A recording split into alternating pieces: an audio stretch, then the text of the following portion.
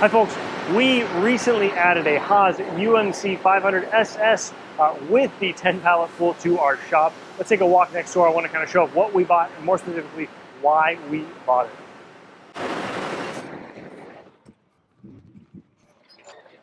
For the folks that have followed our channel, you know this actually isn't our first Haas UMC. We originally bought the 750, and when we bought it, Haas had already publicly shared that they were coming out with the next generation, which was going to include the 500, but it was going to be 6 to 9 months away. We bought the 750 knowing we'd have it for a year or two, cut our teeth, and I don't regret that whatsoever. It was really valuable because there's no better way of learning a 5-axis than getting access to one. But I like this machine better for a number of reasons. First off, it's the better size for our parts. So with 5-axis, if you're machining smaller parts the size of, say, a golf ball or a baseball, you don't want a big machine because you have a small machine close down to your part. As your B-axis tips up, you won't be able to reach the part, or you'd have to use ridiculously long to it. So basically, unlike, say, the 3-axis world where bigger is often better and gives you more flexibility, with 5-axis, you do need to be conscious of sizing the machine for the parts that you have. And the truth is, you'll see some parts here in a minute, most of the parts that we have are perfectly sized for this machine. Second reason, some really nice updates to the second generation, the hypocyclic drives, better sheet metal, better door design, and so forth. Just simply make it a better product. But the biggest reason I love this machine really stems from having some experience with automation and realizing what this machine represents to us is a number of different things. Now, I know our scenario isn't going to be exactly what yours is, but I want to share why it's been so useful because I'm a big fan of what this represents. So what we didn't do was buy another vertical. Now, yes, we wanted this machine as part of our 5-axis CNC training classes, which we're now offering. So if you want to come here to Zanesville, Ohio and spend time on this machine learning Fusion 360 5-axis toolpaths, we'd love to tell you more about our class program. We'll put a card up here and a link in the description. So obviously we wanted a 5-axis to run 5-axis classes. But my pitch is don't buy another VF2, don't buy another 3-axis vertical. This can be run as a vertical and it has the benefit of running 5-axis parts, which again, most 5-axis parts are not simultaneous. Yes, it looks cool. Yes, it's fun. Most of it is positional. So for example, one of the parts that we make in that 5-axis training class I just mentioned is this small V8 engine block. All of this is done in the first operation, the first setup. I could go on for quite a while about the benefits of 5-axis, but that's a little bit outside the scope of this video. I want to focus a little bit more on the UMC, but to suffice it to say, the nice thing about 5-axis and positional, you can work the part. You can do a little bit of work here, you can do a little bit of work over here, and you can come back and work through the part much better. And that matters for critical tolerances, it matters for how you fixture the part, it matters because you can get so many features done in one setup, which saves you time, and it saves you the risk of having to create extra fixtures after setups, and so forth. The other reason I love this machine, and it kind of was unexpected, was when we went to spec it out and we bought it, we've had it for about 6 months now, is that. This is the Haas 10 pallet pool automation cell. Now you can see, just being totally honest, we haven't even begun to make use of all of it. And I'm not even necessarily planning right now on running true production on this machine or running lights out or anything. But what I realized was having the ability to leave different things set up permanently is what life is all about. It makes me happy, it makes me enjoy life as a machinist. It means the capabilities of this machine are just so much better. So for example, if we have a training class, we could potentially have all the students leave their parts set up in their respective fixtures throughout the class as they just pulled them in and out. That's really cool.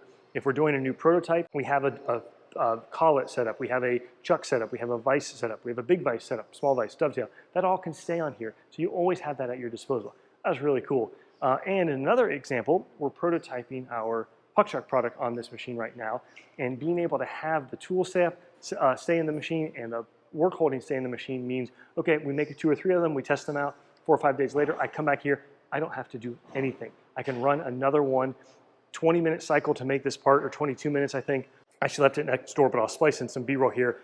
Being able to make this in one setup. Now we do have a Op2, but so many of the critical datums are done in one setup where we'd have to do at least 4 otherwise. Honestly, that makes me happy. It makes me it's so exciting. If you could have bought the machine with the 10 pallet pool option ready, I honestly would have considered it, and that way breaking up the purchase a little bit, but since you have to buy it at time of purchase, to me it was a no-brainer. time out. This is the worksheet that I put together for most of our capital purchases, and it shows 3 different numbers that I think about. What is my interest expense? What's my ROI target? And what's it actually going to cost me per month? I want to go into this sheet a little bit more detail as it relates to this UMC Pallet Pool Edition. So stick around at the end of the video and I'll dive into this sheet. There are also third-party options out there, but the price point of the Haas and the integration and so forth was great. It's a first generation-ish Haas product. We've had no problems with it.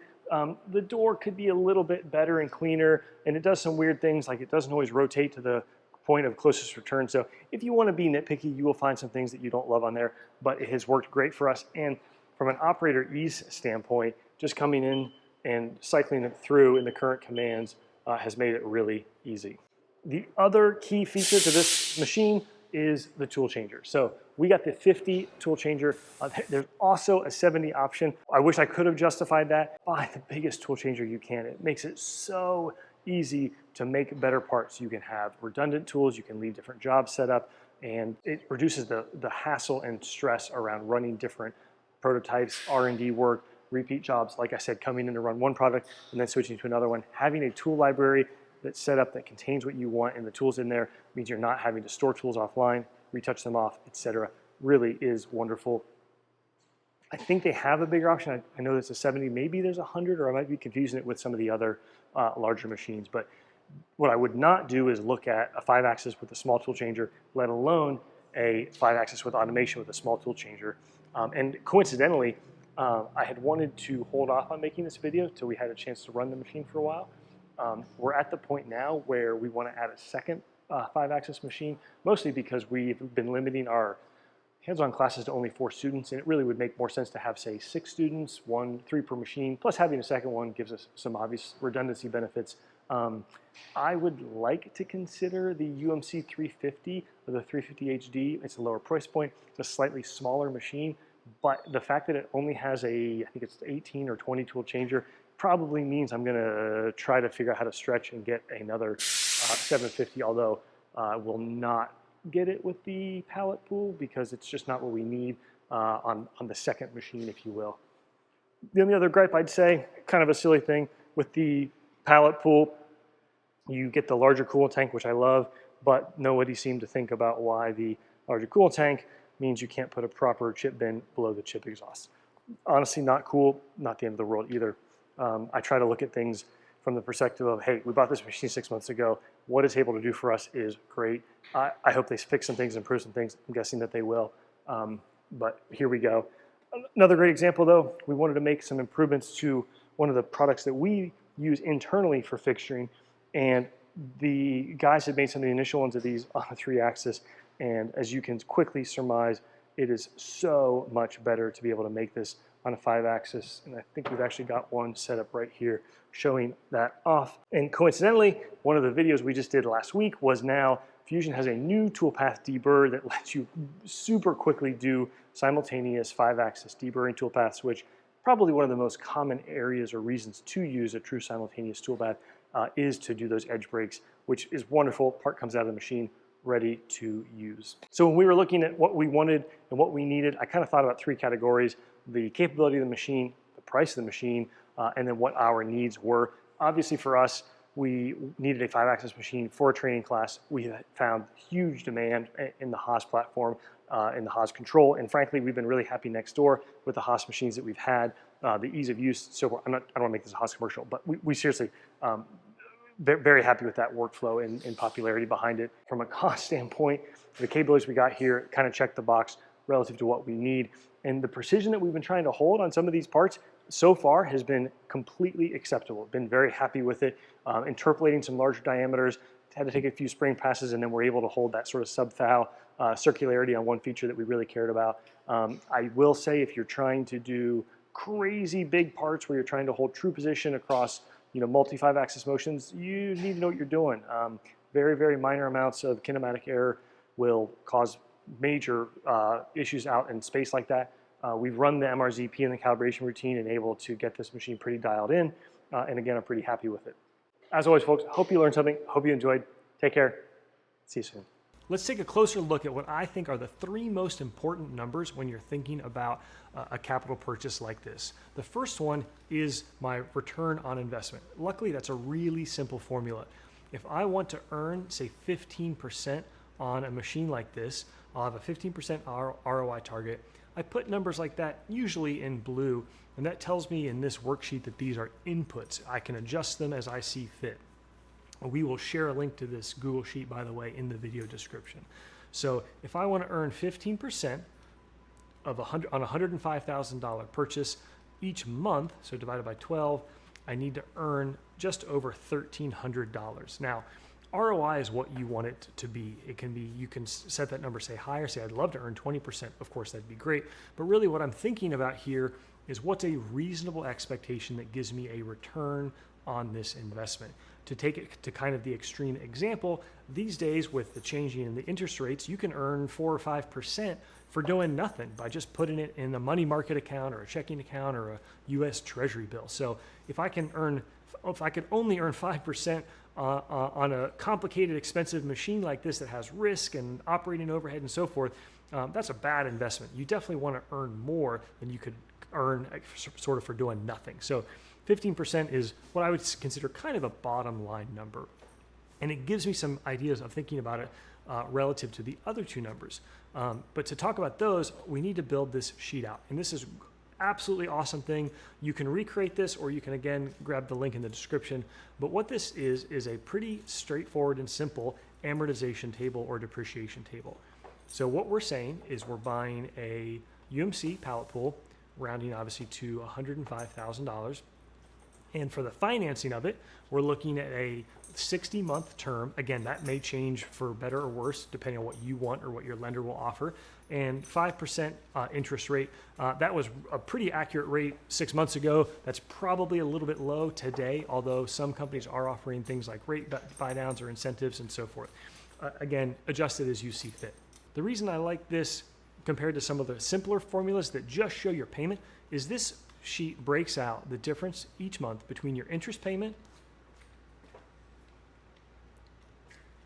and the principal payment. And that really matters to me because as you go throughout the 60-month term of this loan and this piece of equipment, you're building equity in the machine. Every month, a good portion of that payment goes towards paying down the principal, so you owe less on the loan. That also means you're building equity. Now, huge disclaimer, yes, you're building equity, but a machine like this also depreciates. That's a whole nother conversation, but I want to acknowledge that out the gate.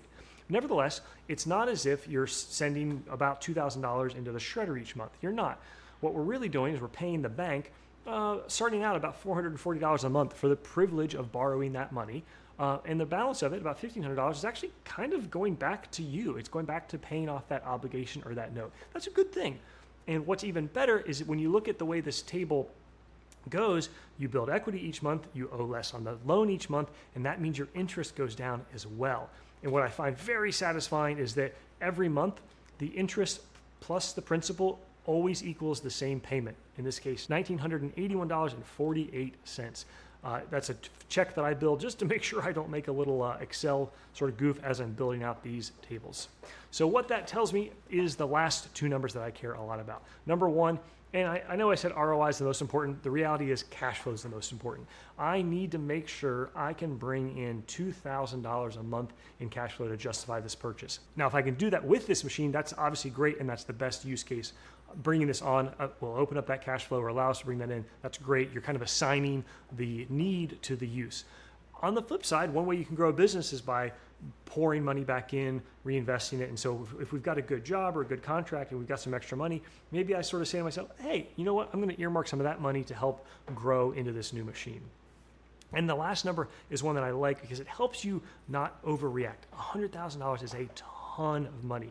Having a 5-year loan is no joke, seriously. But what's nice to see is, as crazy as that is, $100,000, and even these $1,000 to $2,000 a month numbers, all I'm paying in interest is a little over $400 in average on the first year. And as you go down, say in the last year, that interest drops significantly to an average of $52 a month. So again, link in the description. I hope that shares some financial means for you folks to make better educated decisions about ROI and investing in growth.